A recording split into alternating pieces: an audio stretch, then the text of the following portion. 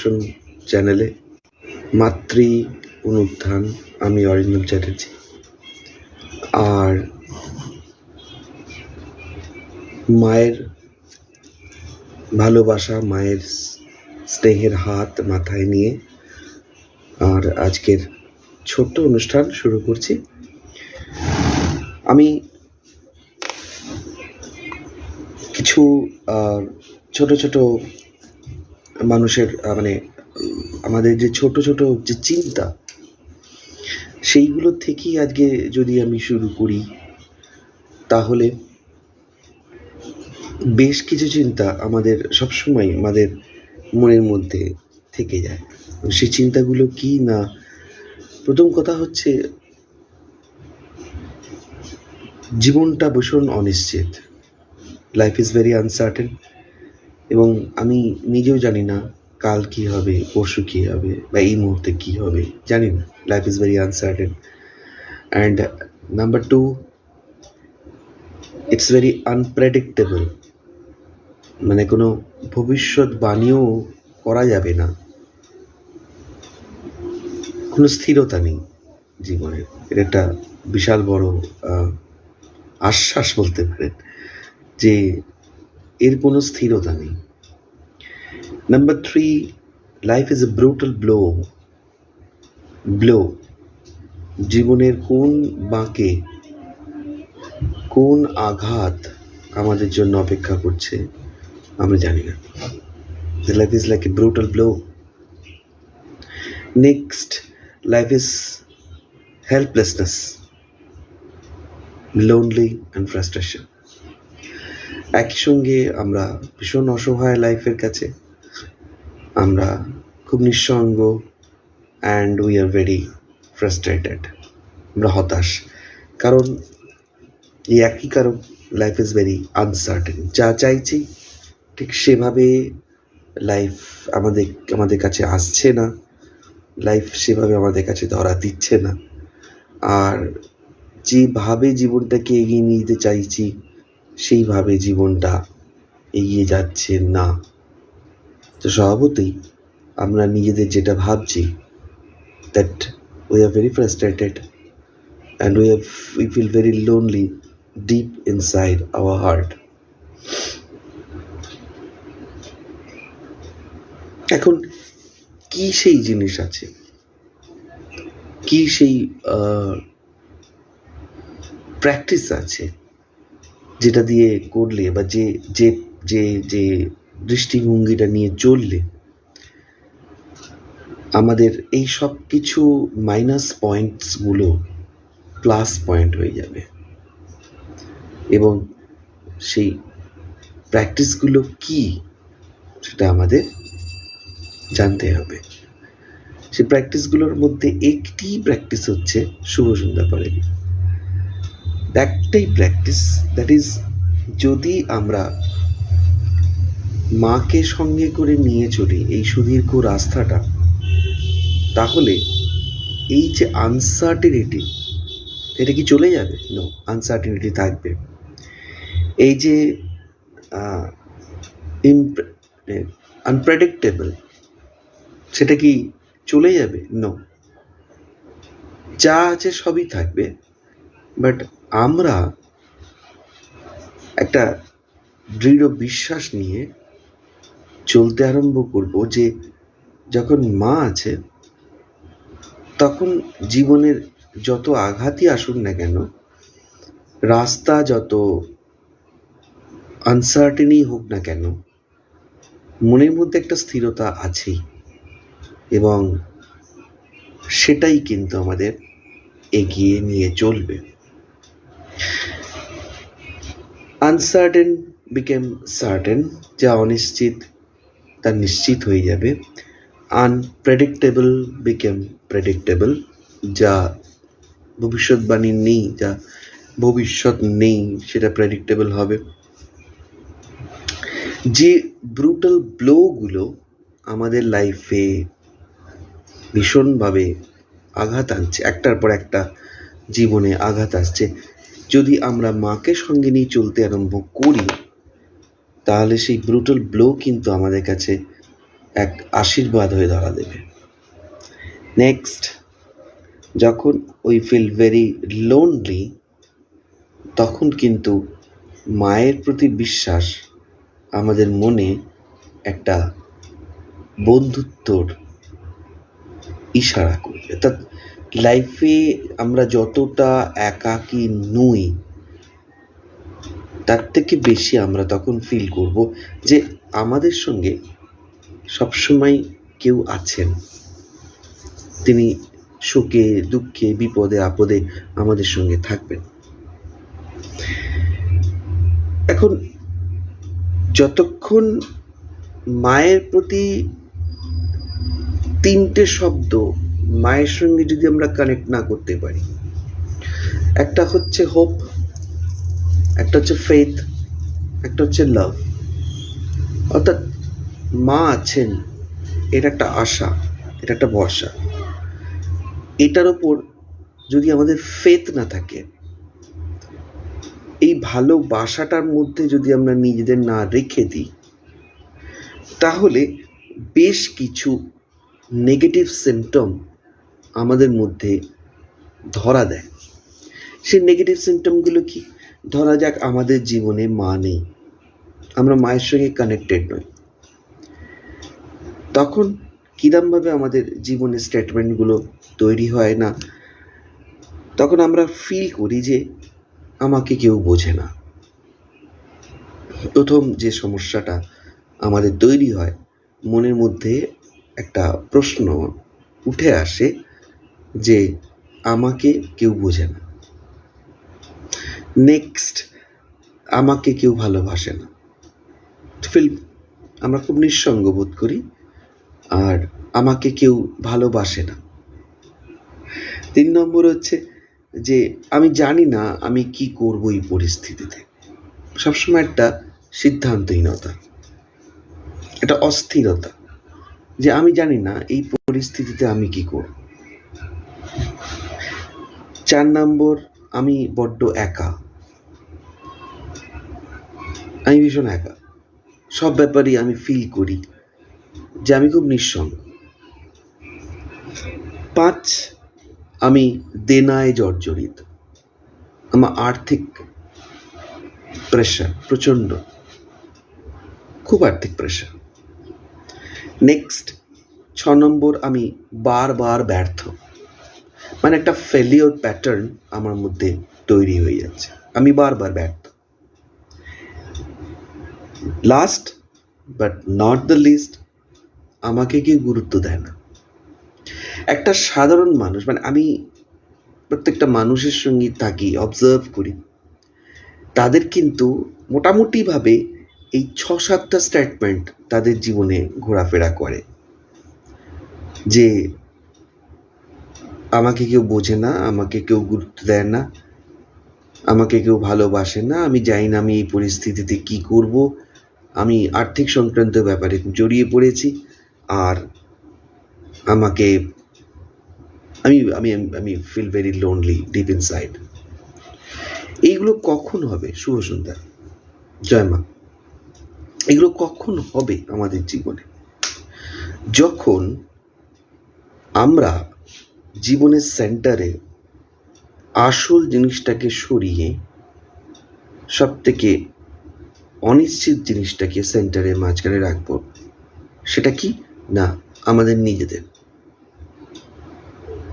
যখন একটা বৃত্ত যদি আঁকি, সেই বৃত্তের মধ্যের পয়েন্ট সেটা যদি আমি হই, তাহলে কিন্তু প্রতি পদক্ষেপে এই কথাগুলোই উঠে আসবে।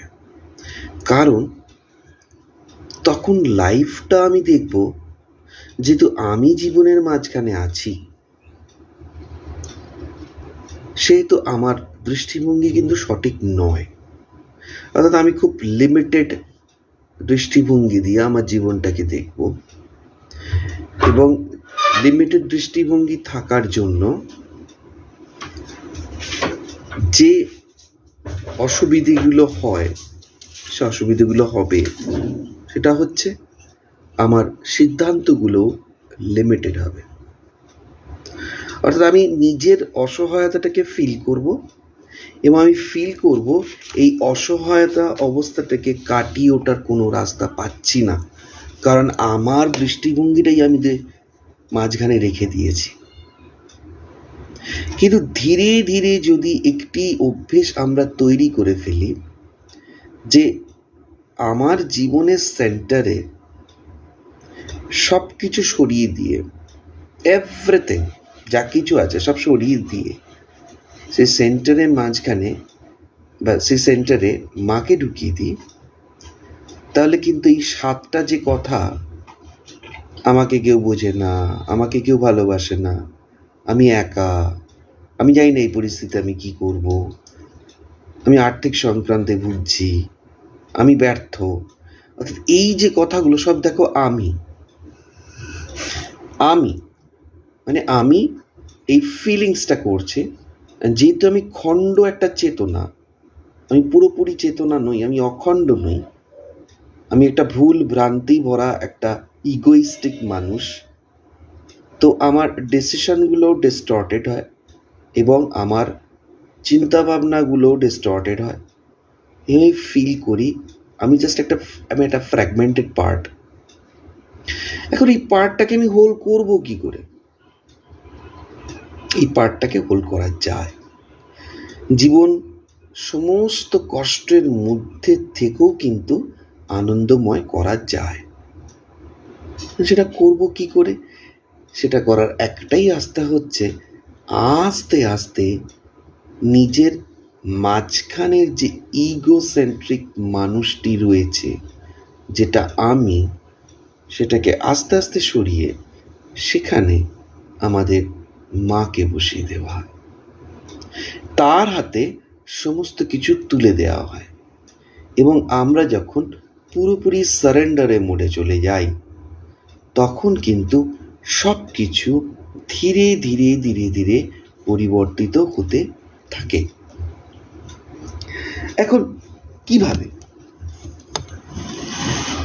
খুব ইজি, এটা বিশাল কিছু, কোনো একটা বিশাল রিচুয়ালিস্টিক বিশাল কোনো ব্যাপার নয়। সেটা হচ্ছে যে সব ব্যাপারে শিশুর মতো মায়ের উপর নির্ভর করা, এটা একটা সাধনা। এই সাধনাটা কি কাজ হয় আমি জানি না, কিন্তু এই সাধনা থেকে একটা অদ্ভুত আনন্দ পাওয়া যায় এটা আমি জানি।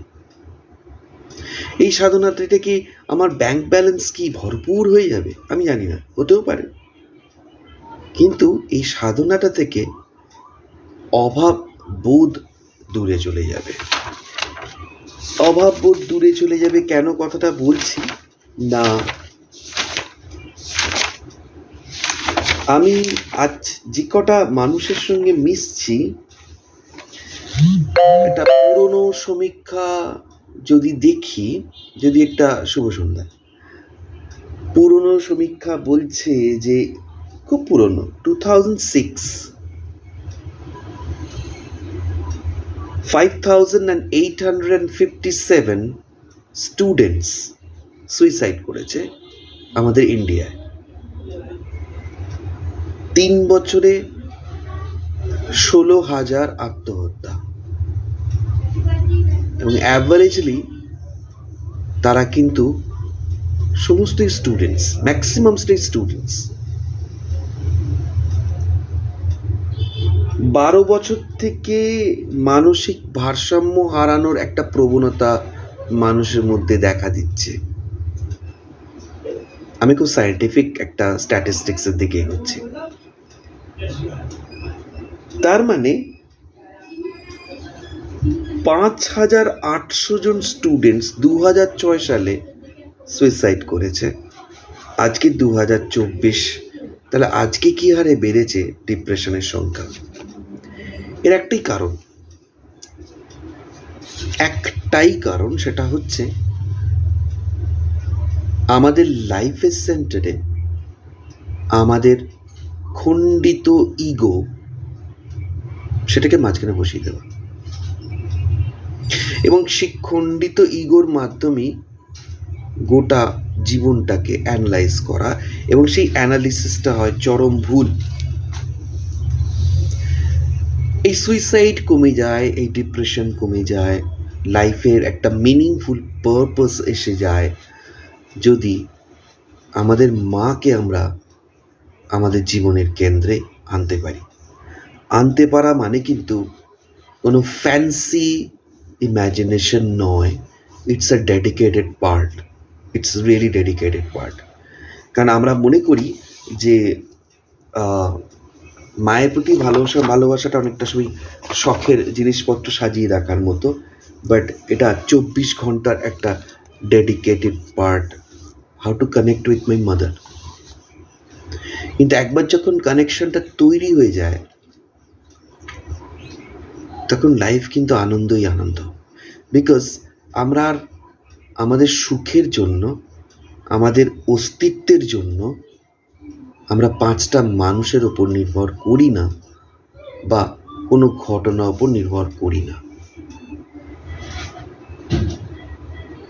তখন যা সিচুয়েশনই আসুক না কেন, আমার মাঝখানে একটা ভর কেন্দ্র থাকে, সেটা হচ্ছে মা। আমরা ভেঙে পড়ি না। এখন যেমন ধরো, এই যে বলছো আমাকে কেউ বোঝে না, যখনই মাকে আমি আমার জীবনের সেন্টার করব, তখন এই কথাটা উল্টে যাবে। তখন আমরা ছুটব, আমাকে কেউ বোঝে না, আমার জানার দরকার নেই, আমার তো একজন মা আছেন, তিনি বোঝেন। আমি 5টা মানুষকে কিভাবে টেনে তুলব, আমার মধ্যে দিয়ে মায়ের শক্তিটাকে কিভাবে প্রবাহিত করব, যাতে আমার চোখের জলকে দেখলো দেখার দরকার নেই, আমি 5টা মানুষের চোখের জল মুছিয়ে দেবো, সে ক্ষমতাটা আমার হবে। দেখো, the world is telling you that you are incapable, you can't do that, you are very limited version, and the moment mother resides in our heart, দৃষ্টিভঙ্গিটা তখন হয়ে যায় যে ওয়ার্ল্ডকে আমি কেয়ার করছি তার কোনো অস্তিত্বই নেই, আসল ওয়ার্ল্ড আমার ভেতরে আছে। আমি কি করব, আমি কি ভাববো, সেটা মা ঠিক করে দেবেন। I am just a medium. এই যখনই নিজেদের একটা মিডিয়াম ভাবতে আরম্ভ করব, লাইফের অনেকটা কমপ্লিকেশন আমাদের কমে যাবে, অনেকটা কমপ্লিকেশন কমে যাবে। তখন এই আমাকে কেউ বুঝবে না এটা থাকবে না। তখন আমার মন চলে যাবে আমি কজনকে আরো সুন্দর করে মায়ের পথে আমার মাধ্যমে মা টেনে নিয়ে আসতে পারবে। That is very vital. আমাকে কেউ ভালোবাসে না, দরকার নেই। কারণ তুমি যদি একবার মায়ের ভালোবাসা পাও, এই পৃথিবীতে আর কারোর কোনো ভালোবাসার দরকার পড়ে না।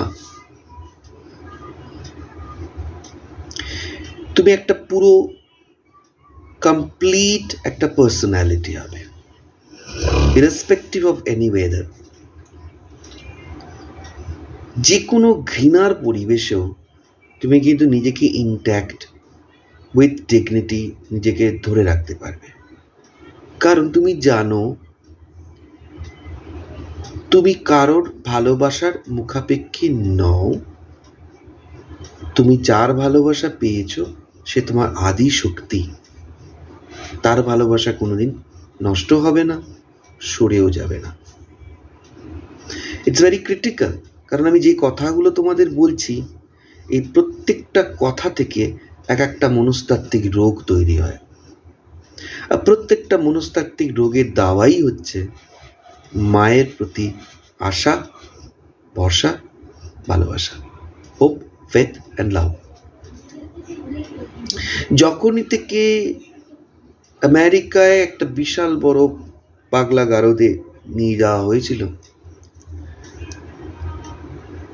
তো ডক্টরকে জিজ্ঞেস করা হয়েছিল যে আচ্ছা ডক্টর, এই যে এত মানসিক ভারসাম্যহীন মানুষ এখানে রয়েছে, একটা কমন সূত্র তো আছে যে এরা নিজেদের ব্যালেন্স অফ হয়ে গেছে। তো আপনার কি মনে হয় কোনটা কমন সূত্র? ম্যাক্সিমাম মানে ইমব্যালেন্স মানুষ হয়ে যায়, সেটা কমন সূত্রটা কোনটা? তো ডক্টর হেসে বলেছিলেন যে প্রত্যেকটা মানুষই চায় গুরুত্ব। যখন তারা সেই গুরুত্বটা পায় না, তখন তারা পাগলের মতো যেভাবে হোক গুরুত্বটাকে নিতে চায়। আর আজকালকার দিনে রিলস এগুলো দেখেই বুঝতে পারি যে মানুষ এই গুরুত্ব পাওয়ার জন্য কত নিচে নামতে পারে। সে তর্ক বিতর্কে আমি যাব না, মানুষ রাস্তা হারাচ্ছে, কিন্তু এটাই ফ্যাক্ট। ভেতরে মনস্তত্ত্ব কিন্তু এই একটাই, সে গুরুত্ব পেতে চাইছে, কিন্তু সে অন্য রাস্তায় চলে গেছে। তাহলে দেখো, এই যে আমাকে কেউ বোঝে না, আমাকে কেউ ভালোবাসে না, এগুলো শুধুমাত্র কথার কথা নয়, এগুলো থেকে বড় বড় মনস্তাত্ত্বিক সমস্যা তৈরি হয়। কিন্তু একটা কথা বলো তো, কারোর কি সময় আছে আদৌ সূক্ষ্মভাবে তোমাকে বোঝার? তোমার কি সময় আছে আদৌ কাউকে বোঝার? তাই নিজেদের দায়িত্ব তো নিজেদেরই নিতে হবে। তাই যদি একবার আমি বুঝতে পারি যে আমাকে কারোর বোঝার দরকার নেই, হ্যাঁ, it's very tough, but it can be done. আমার দায়, আমার প্রতিষ্ঠা সবকিছু মায়ের কোলে। মা আমাকে কতটা বুঝছেন সেটাই আমাকে দেখতে হবে। সঙ্গে সঙ্গে তোমরা দেখবে ইউ ডোন্ট বদার, কোনো চিন্তাই তোমাদের নেই যে কে তোমাদের কি ভাবলো না ভাবলো। যখন বুঝবে মায়ের হাতটা মাথার উপর রয়েছে, মা বলছেন যে ছেলে যতই নিচে নামুক, ছেলের কাছে মা মা, এবং মায়ের ভালোবাসা থেকে আমি কোনোদিনই বঞ্চিত হব না, তখন কে আমাকে ভালোবাসলো না বাসলো আমার কিচ্ছু যায় আসে না। কারণ আমি সেই কাজটাই করব যে কাজটা মা ভালোবাসে। আমার দায়বদ্ধতা একমাত্র আমার মায়ের কাছে। আমি কি অনেস্ট হতে পেরেছি মায়ের কাছে? আমি কি ট্রান্সপারেন্ট মায়ের কাছে? আমি যখন মায়ের মুখের দিকে তাকাই, আমি কি পরিষ্কার মায়ের দুটো চোখের দিকে তাকিয়ে থাকতে পারি, নাকি না আমাদের চোখ নেমে আসে? That is very vital.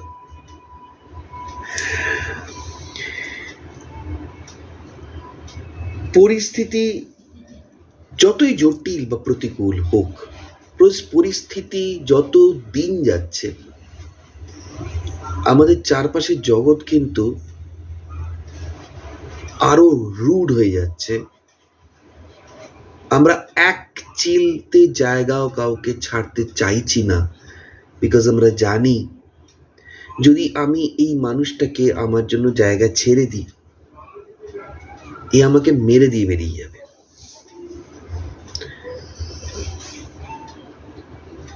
পরিবেশ, প্রকৃতি সবকিছু এখন আমাদের বিরুদ্ধে চলে যাচ্ছে। আমাদের বলতে যারা আমরা মাকে ধরে বাঁচতে চাই, একটা আদর্শ নিয়ে, একটা পারপাস নিয়ে বাঁচতে চাই, তাদের কথা বলছি। It's very tough. ব্যাটলফিল্ড আরো টাফ হচ্ছে। চণ্ডীতে অসুর আর মায়ের লড়াই চলছে, যেন মনের মধ্যে অসুর বৃত্তির সঙ্গে মায়ের লড়াই পুরো দমে চলছে। চারপাশের এই মানসিক দুর্বলতার সঙ্গে অ্যাড হচ্ছে আমাদের চারপাশের আরো মারাত্মক পরিস্থিতি, উত্তপ্ত পরিবেশ, উত্তপ্ত মানুষের ব্যবহার, আর অশান্ত পরিবেশ। এর মধ্যে বাঁচবো কি করে? আছে মায়ের শীতল ছায়া, আছে মায়ের অভয় বাণী, আছে যতই ব্যর্থ হও সবসময় জানবে আমি আছি। কতবার ব্যর্থ হবে? কয়েক কোটি বার। কিন্তু একটি কথা আবার মেরুদণ্ড শিরদাঁড়া সোজা করে দাঁড় করিয়ে দেবে। এই যে অদ্ভুত জীবনী শক্তি, বারবার মার খেয়েও, বারবার ব্যর্থ হয়েও, বারবার ক্লান্ত হয়েও তুমি আবার উঠছো, আবার লড়তে শুরু করছো, আবার সতেজ হয়ে বাঁচার আশা দেখছো। এই শক্তিটা, এই অনন্ত শক্তিটা তুমি তখনই পাবে যখন তুমি মায়ের সঙ্গে কানেক্টেড। যখন তুমি মায়ের সঙ্গে কানেক্টেড নও, তুমি ভেঙে যাবে। তুমি একটা আঘাতেই সারা জীবনের মতো ভেঙে যাবে, টুকরো টুকরো হয়ে পড়বে। তাই প্ল্যাটফর্ম মা।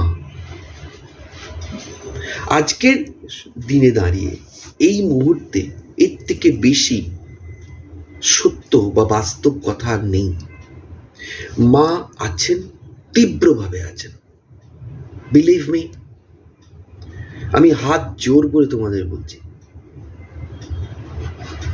মা প্রতিটি সেকেন্ডে, মুহূর্তে ভীষণভাবে জীবন্ত আছে।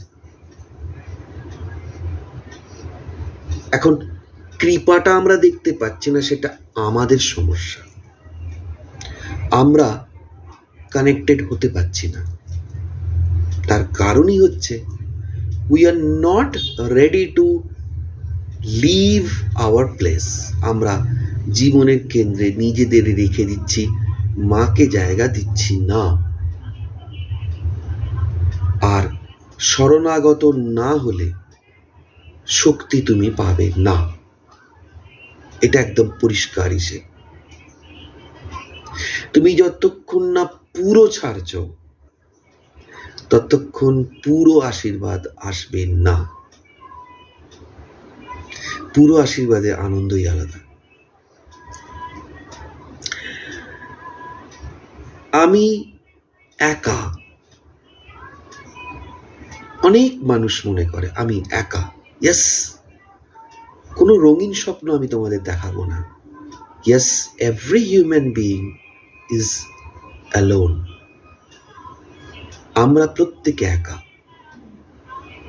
প্রত্যেকে যখন রাতের অন্ধকারে শুতে যাই, চুপটি করে যখন চোখটা বন্ধ করি, আমরা একা। কারণ যে সমস্যার পাহাড়, যে অশান্তির ঝড়, যে বিশ্বাসঘাতকতার ঢেউ, সব তো আমি একাই সামলেছি।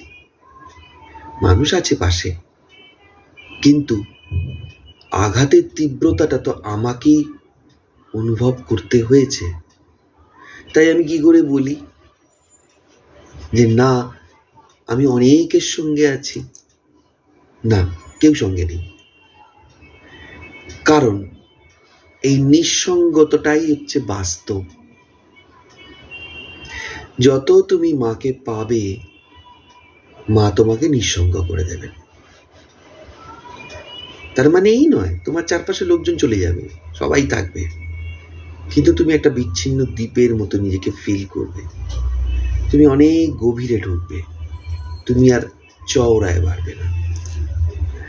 তাই মানে যে পরিস্থিতিগুলোই আসছে, অনিশ্চিত পরিস্থিতি, অসহনীয় পরিস্থিতি, এই পরিস্থিতিগুলো কিন্তু মা। এই যে অসম্ভব কষ্ট পাচ্ছি, মা। শুধু সুখগুলোকে মা ভেবো না, শুধু আনন্দগুলোকে মা ভেবো না। প্রতিটা হৃদয়ের স্পন্দনই কিন্তু মা। তাতে দেখবে তুমি অনেক কিছু শিখতে পারছ। লাইফের যে ক্রুয়েল ব্লো গুলো আসছে পরের পর পর, প্রিয়জনদের দুর্ব্যবহার, তুমি ভাবতেও পারো না এমন মুখের ওপর প্রিয়জন তোমার একটা কথা বলে দিল, তুমি যা এতদিন ধরে ভেবে এসেছিলে পুরো উল্টে গেল। তোমার কাছে জগৎটা তখন আপসাইড ডাউন। কি করে হয়? আমি তো কি এইরকম ভেবেছিলাম। তার দোষ নয়, দোষটা তোমার। তুমি ভেবেছিলে কেন? তুমি মাকে নিয়ে থাকো, মা আর তুমি, আর কেউ নেই। যত এই বোধটায় আমরা থিতি হতে আরম্ভ করব যে আমি মায়ের, মা আমার, এর মাঝে কিছু নেই, কেউ নেই, কিছু থাকবেও না, তখন দেখবে খুব মজা দেখছো। তখন তুমি জীবনের ফাইটে নেই, ফাইট থেকে সরে গিয়ে তুমি জীবনটাকে দেখছো বেশ মজা করে, যে মানুষগুলো কিরকম ছুটছে একটা ছোট্ট অধিকারের জন্য নিজের জীবন দিয়ে দিচ্ছে, একটা ছোট্ট হাততালির জন্য এমন কাজ করে ফেলছে, নিজেকে ছোট করে ফেলছে। তুমি তখন চুপ করে ভাবছো যে আমি তো তৃপ্ত, আমি তো পূর্ণ, আমার কাউকে কিছু দেওয়ার নেই, আমার কারোর থেকে কিছু পাওয়ার নেই। কারণ ওই যে আমি মায়ের, মা আমার।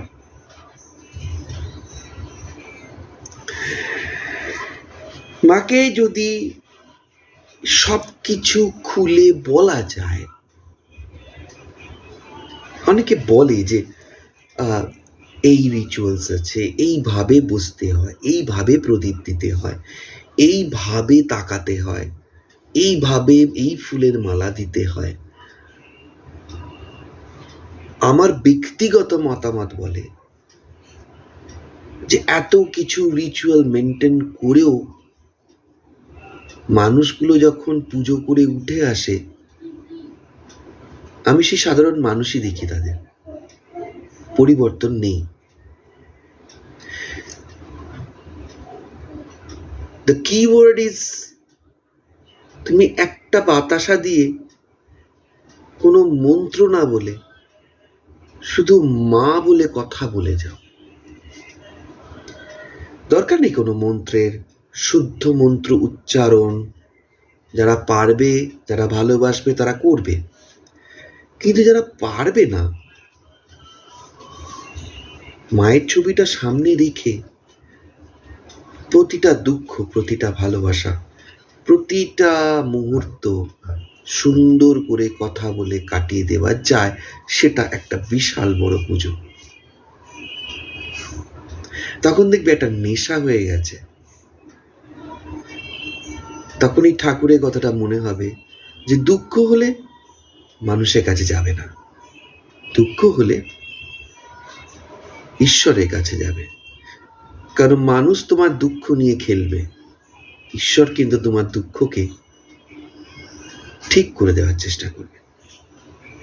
তাই কোনো কিছু হলো, কোনো কিছু মন থেকে আসছে, তোমরা মায়ের কাছে গিয়ে বলো। আর মা এতটাই পাওয়ারফুল, মা এতটাই কান পেতে থাকেন, তিনি ওয়েট করেন যে কতক্ষণ আমাকে বলবে, কতক্ষণ আমি উত্তর দেব। কেন, মায়ের কাছে কোনো ব্যর্থতা নেই। তুমি হয়তো ভাবছো ব্যর্থতা, তুমি হয়তো ভাবছো একটা চরম আঘাত এলো জীবনে, মায়ের কাছে সেগুলো কিন্তু নয়। তিনি হচ্ছেন সত্যিকারের মা। যতই মালা দাও, ধূপ দাও, স্তোত্র পড়ো, মন্ত্র পড়ো, চোখ বন্ধ করে ভাববে সে তোমার বাড়িতেই ঘুরে বেড়াচ্ছে সত্যিকারের মা, এবং তার কাছে কিন্তু কোনো ব্যর্থতা নেই। এই যখনই আমরা মনে করবো আমরা ব্যর্থ, একবার শুধু মাকে ফেলে দাও,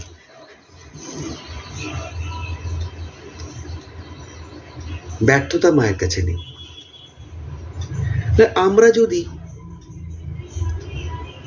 খুব ভেতরের যে কষ্টগুলো, যা আমি কোনোদিন কাউকে শেয়ার করতে পারি, প্রত্যেক মানুষের জীবনে এই কষ্টগুলো আছে, সেগুলো মায়ের কাছে খুলে দিই,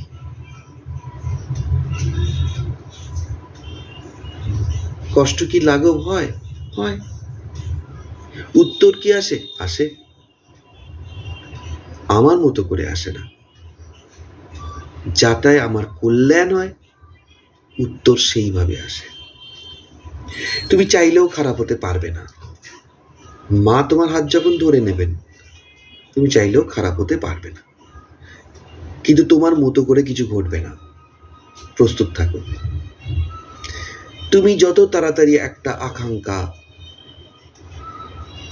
প্রস্তুত করতে চাইছো যে এটা আমার হবে, না, তোমার মতো করে তখন হবে না, তার থেকেও ভালো হবে। তখন দেখবে বলবে আরে এটা তো আরো ভালো উত্তর এলো। কিন্তু তোমাকে ট্রাস্ট রাখতে হবে সেই প্রসেসটায়, যে মায়ের উপর যখন ভারটা দিয়েছ তখন উত্তর আসবে। কিন্তু সেই উত্তর আমার মনের মতো নাও হতে পারে, কিন্তু আলটিমেট সেই উত্তর আমার কল্যাণ করবে। কারণ আমি আগেই বলেছি, মাকে জীবনের মাঝখানে রাখাটা একটা আর্ট, একটা ডেডিকেশন। এটা 10টা-5টা কাজ নয়, ইট ইজ 24 hours ডিউটি। মাঝরাতে, ভোরবেলায়, বেলায়, কাজের মধ্যে, বিশ্রামে একবার চেক করে নেওয়া মায়ের সঙ্গে আমার কন্ট্যাক্টটা আছে তো, না ভুলে গেলাম মাকে। Make it a habit.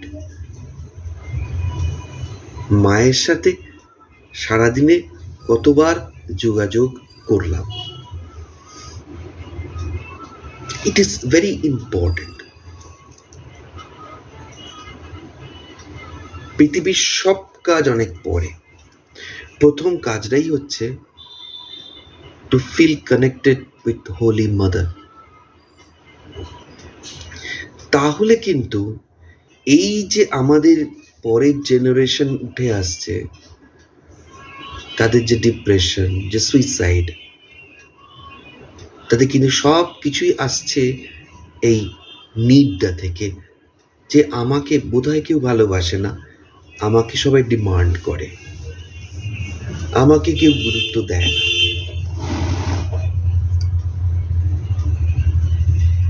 মাকে মাঝখানে রাখাটা দরকার।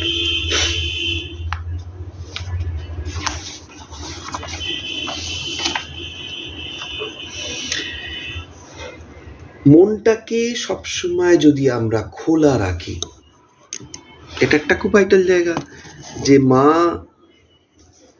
আছেন এটাকে বুঝতে গেলেও মনটাকে আমাদের খুলে রাখতে হবে, ওপেন। খুব সূক্ষ্মভাবে মা আমাদের কাছে আসছেন, এটা আমাদের ধরতে হবে। প্রথম দিকে হয়তো আমরা পারবো না, কিন্তু ধীরে ধীরে সেটা আসবে। প্রতি মুহূর্তে আমরা বুঝতে পারবো যে আমরা কারোর হাতে গ্রিপ্ট। উত্তর আসছে, সমাধান আসছে, আনন্দ আসছে, লাইফটাকে অন্যভাবে দেখছি। অর্থাৎ আমার মনের একটা পার্ট সবসময় ওপেন হয়ে থাকবে, সেখানে মা পা ফেলবেন প্রতি মুহূর্তে। অর্থাৎ বিন্দুতে সিন্ধুর ছায়া। একটা যে অভাব বোধ আমাদের মধ্যে আছে, সেই অভাব বোধটা চলে যাবে। কারণ তুমি মায়ের সন্তান মানেই তুমি সমৃদ্ধির সন্তান। তোমার মা হচ্ছেন মা লক্ষ্মী, তোমার মা হচ্ছেন মা সরস্বতী, তোমার মা হচ্ছেন সব মিলিয়ে মা শারদা। অর্থাৎ তুমি কিন্তু অখণ্ড, তুমি পূর্ণ, তোমার মধ্যে কোনো কিন্তু অভাব নেই, কারণ তুমি রাজরাজেশ্বরী মায়ের সন্তান। তোমার মধ্যে কোনো দীনতা থাকা দরকার নেই। সিংহের বাচ্চা তো সিংহেই হয়।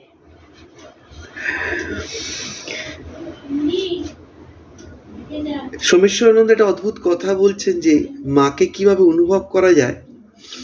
তিনি বলছেন যে মায়ের সেই অসীম ভালোবাসা প্রকাশ পাচ্ছে ছোট্ট আকারে। অর্থাৎ এই যে আমি তোমার সঙ্গে কথা বলছি,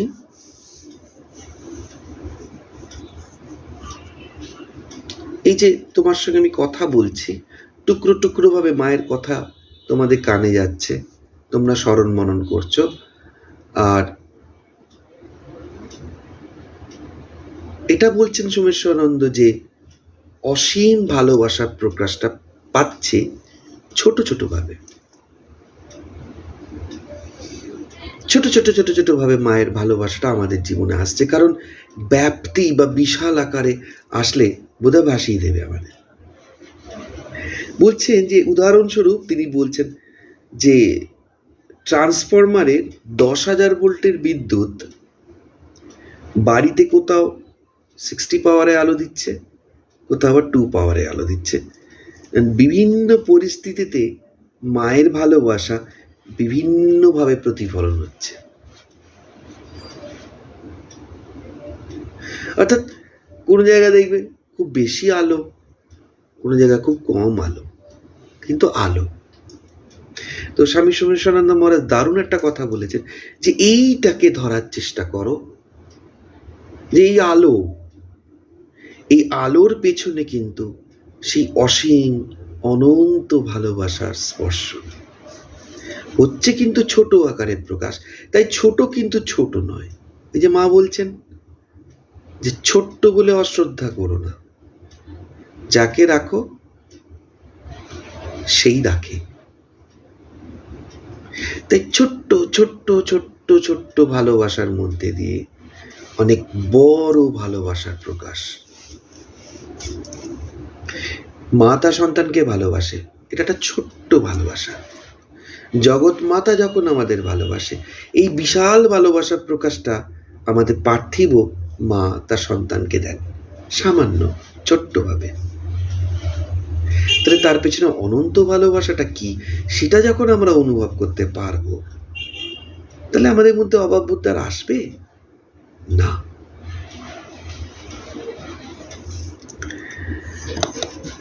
আমাকে একজন মানুষ মেল করেছিলেন যে দাদা, অশান্তি, অনেকের কথা শুনে চলছি, ভালো লাগছে না, কষ্ট পাচ্ছি। আমি তখন তাকে বলেছিলাম যে মা কিন্তু শুধু ভুবনেশ্বরী নন, আমাদের মা কিন্তু শুধু ভুবনেশ্বরী নন, আমাদের মা কিন্তু দুর্গা, আবার আমাদের মা কিন্তু কালীও। অর্থাৎ জীবনের পরিস্থিতি অনুযায়ী আমি কিন্তু সব রকম মায়ের শক্তি পাবো। শ্রী শ্রী চণ্ডীপুরে দেখবে মায়ের ধ্যানগুলো, কোথাও রণসংহার মূর্তি, কোথাও আবার খুব শান্ত মূর্তি।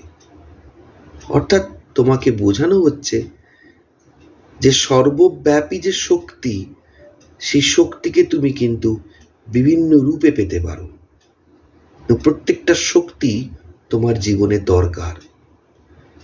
যেমন শ্রী দরকার, মিষ্টতা দরকার, স্নিগ্ধতা দরকার, সেরকম কিন্তু উগ্র, ক্রোধ এবং মহাশক্তির আহ্বানকেও টেনে আনার দরকার। তাই যখন তুমি মায়ের সন্তান, তখন তুমি কিন্তু অমিত বলশালী একটি সন্তান, যে কিন্তু মার খাওয়ার জন্য জন্মায়নি, সে মার দেওয়ার জন্য জন্মেছে। যখন তুমি দেখবে তোমার সম্মানের সঙ্গে সমঝোতা হচ্ছে, তখন কিন্তু মায়ের দুর্গা রূপটাকে ভুলো না, মায়ের কালী রূপটাকে ভুলো না। মা নিজেও কিন্তু পরিস্থিতির বিরুদ্ধে প্রতিবাদ করেছেন, গর্জে উঠেছেন। এই সবসময় স্নিগ্ধ, সভ্য, ভদ্র না হয়ে তোমার সংজ্ঞার মূর্তিকেও তুমি প্রকাশ করো। যারা মায়ের সন্তান, তারা দিনহীন ভাব নিয়ে ভোগে না, কারণ তারা জানে তারা একটা অনন্ত শক্তির একটা স্ফুলিঙ্গ। তাদের পেছনে অনন্ত শক্তি, অনন্ত আনন্দের সমুদ্র রয়েছে, এন্ডলেস পসিবিলিটিস রয়েছে। সেটা হচ্ছে মা। এখানে কোনো কম্প্রোমাইজ নেই, এটাই বিশ্বাস রাখো যে যা বলবে, যা খুশি আমাদের উপর করে যাবে, নো, তাহলে আমরা মায়ের সন্তান নই, প্রয়োজনে গড়জাতে হবে। রুখতে হবে। সিংহ বাহিনী মা, তাকে ফিরিয়ে আনতে হবে নিজের হৃদয়ে। তাই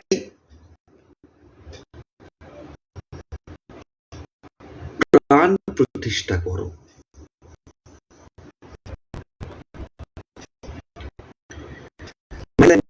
বলছেন যে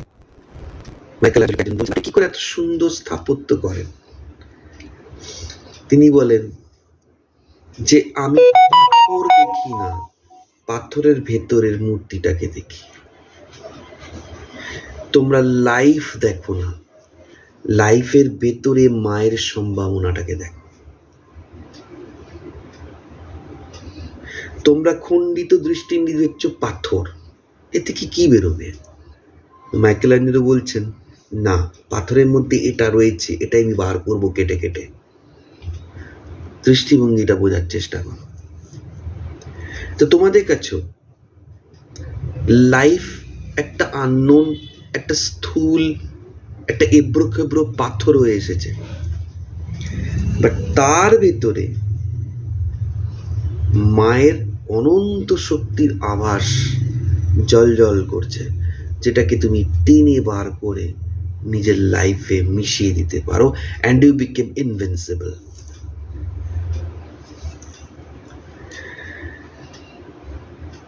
কিভাবে আসবে? খুব ইজি। মায়ের কাছে যখন প্রে করবে, প্লিজ ছোটখাটো কিছু প্রে করো না। কি প্রে করবে? জ্ঞান, শক্তি, বিশ্বাস, রেসপেক্ট, শ্রদ্ধা, ডিভোশন। মা আমাকে আর কিচ্ছু দিও না, শুধু ফেথ, এমন ফেথ দাও যাতে আমি পাহাড়ও গুড়িয়ে দিতে পারি। এই বিশ্বাসটা আমায় দাও, বাকি সব আপনা আপনি এসে যাবে। আমায় ধনী করো না, আমাকে এই সমস্যার সমাধান দিও না, আমাকে সম্পর্ক মেটানোর কৌশল দিও না, আমাকে এই না, একটা জিনিস দাও, উত্তুঙ্গ বিশ্বাস। প্রতিটা মুহূর্তে যেন আমি ফিল করি আমি অনন্ত সিংহ বাহিনীর সন্তান। আমার একজন মা অলওয়েজ আছেন, তিনি আমাকে সাস্টেন করছেন, প্রোভাইড করছেন, তিনি আমাকে জুটিয়ে দিচ্ছেন, তিনি আমাকে শক্তি দিয়ে যাচ্ছেন, যে শক্তিটার শেষ নেই। কি আমি 4-5টা মানুষের কাছে শক্তির জন্য ছুটবো? কি আমি 5টা মানুষের কাছে নিজের দুঃখের কথা বলে বেড়াবো? না, দরকার নেই। তারা আসুক দুঃখের কথা বলতে আমার কাছে, আমি সান্ত্বনা দেব, আমি দেব না। ওটা ব্যাপারে আমি স্বার্থপর, ওটা আমি মায়ের সঙ্গেই বলবো, কারণ আমার কানেক্টিভিটি অনন্ত শক্তিদায়িনী মা। তাই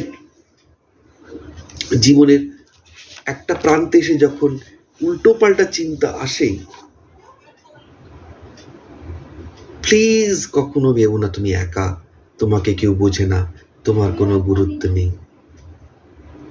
তোমার মধ্যে যে কি আছে, একবার চোখ বন্ধ করে মায়ের মুখটা ভেবে নিয়ে এগিয়েও, তখন বুঝতে পারবে ভেতর থেকে শক্তি হঠাৎ হঠাৎ করে বেরিয়ে আসছে।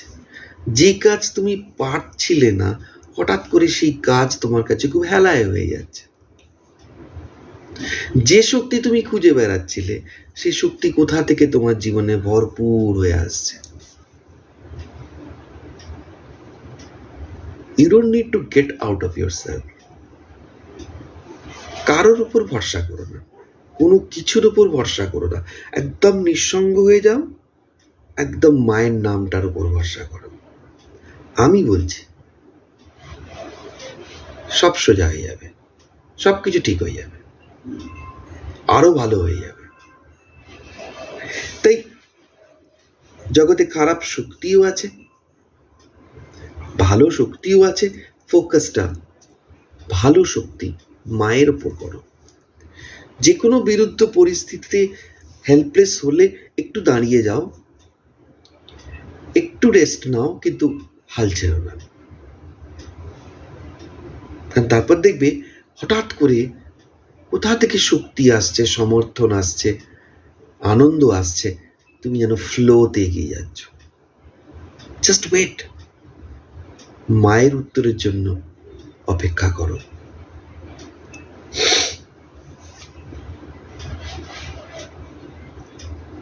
যখন মা দুর্গার একটা মূর্তি আমার খুব ভালো লাগে, তার একটা হাতে জপের মালা আর একটা হাতে ত্রিশূল। এর মানে কি? এর মানে এটাই, life is endless struggle, endless struggle. তুমি ভাবছো যে এইটা শেষ হবে, আমি মুক্ত হব, ফ্রি হব? No, endless struggle. নিজের প্রারব্ধের সঙ্গে, নতুন কর্মফলের সঙ্গে, নিজের সঙ্গে, চারপাশের মানুষের সঙ্গে এন্ডলেস স্ট্রাগল। কিন্তু সেই স্ট্রাগলে যেমন ত্রিশূল লাগছে, তেমনি জপের মালা ইঙ্গিত করছে। সেটা কেন? না, এই স্ট্রাগলটা করছো, এই সংগ্রামটা করছো, এটা অনেক ইজিয়ার হয়ে যাবে যদি জপের মালাকে সঙ্গে রেখে করো। অর্থাৎ লড়ো। মাও বলছেন লড়াইটা করো। লড়াই না করে তুমি থাকতে পারবে না, লড়াই তোমায় করতে হবে, কিন্তু আমার নাম নিয়ে লড়ো, বাকিটা আমি বুঝে নেব। তুমি কাজ করো আর আমার মনে মনে নামটা করে যাও, বাকিটা আমি বুঝে নেব। And it is quite true. তাই জটিল মনস্তাত্ত্বিক বিশ্লেষণ থেকে শুরু করে সরল মনস্তাত্ত্বিক বিশ্লেষণ, সবের মধ্যেই কিন্তু মাকে বসিয়ে দাও। আর ঠিক রাত্রে শুতে যাওয়ার আগে একদম হাত দুটো জোর করে প্রে অলমাইটি, বড় প্রেয়ার, আমাকে এই সমস্যা থেকে তুলো না, আমাকে যোগ্যতা দাও, আমাকে ডিজার্ভ করার ক্ষমতা দাও, আমার ভেতরটাকে ট্রান্সপারেন্ট করো, যাতে তুমি আরো ফ্লো করতে পারো আমার শরীর, মন, আত্মার মধ্যে দিয়ে, যাতে আমি প্রতিটা মুহূর্তে তোমাকে তীব্রভাবে অনুভব করতে পারি, আর যে কাজটার জন্য তুমি আমাকে এনেছো সেই কাজটা 100% ডেডিকেশন দিয়ে করতে পারি। let this be your prayer. দেখবে you feel the flow of holy mother's power। কারণ আমাদের মা কিন্তু সবসময় বসে আছেন আমাদের জন্য। তিনি চাইছেন আমরা সব সময় তাকে বিরক্ত করি, তিনি কোনোদিন বিরক্ত হন না, কারণ তিনি এই ডাকটাই বড় পছন্দ করেন, মা। তাই যতবার তার কাছে ফিরবো, ততবার আমরা রিনিউয়েড হব, রিফ্রেশ হব, আমরা শক্তি পাব। খুব ভালো থাকবে, আবার দেখা হবে পরের শনিবারে। ততদিন জয় ঠাকুর, জয় মা, জয় স্বামী, শুভরাত্রি।